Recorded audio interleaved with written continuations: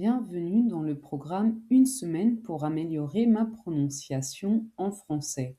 Dans ce cours numéro 7, nous allons voir les liaisons.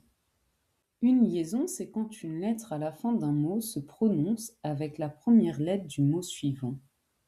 Lorsqu'un mot termine par une consonne P, T ou Z, il fait la liaison avec le mot suivant lorsque celui-ci commence par les voyelles A, E, I, O, U, Y ou par la lettre H.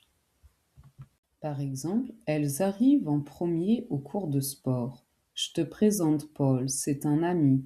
Cet enfant est trop agité. À tout à l'heure, on se retrouve chez elle. Attention, pour des héros, on ne fait pas la liaison. Par exemple, Superman et Batman sont des héros. Sinon, on entendrait Superman et Batman sont des héros. La liaison avec un adjectif et un nom. Si l'adjectif est avant le nom, tu fais la liaison.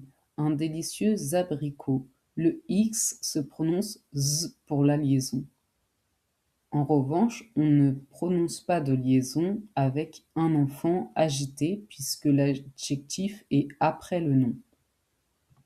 La liaison avec un sujet au pluriel. Tu fais la liaison lorsque le sujet est un pronom pluriel. Nous, vous, il, elle. Par exemple, elles adorent le thé. Les filles adorent le thé. Dans ce cas, tu ne fais pas la liaison. Parce que les filles n'est pas un pronom.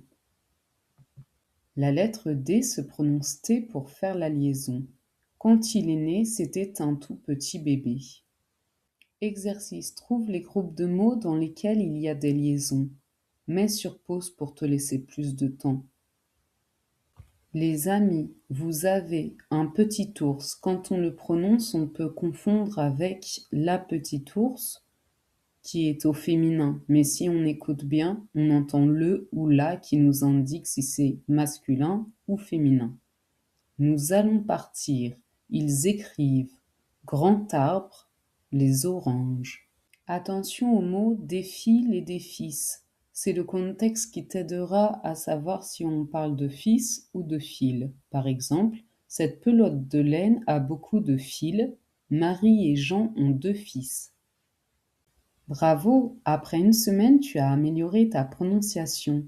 Si tu veux améliorer ta prononciation et ta compréhension, écoute mes podcasts. À bientôt.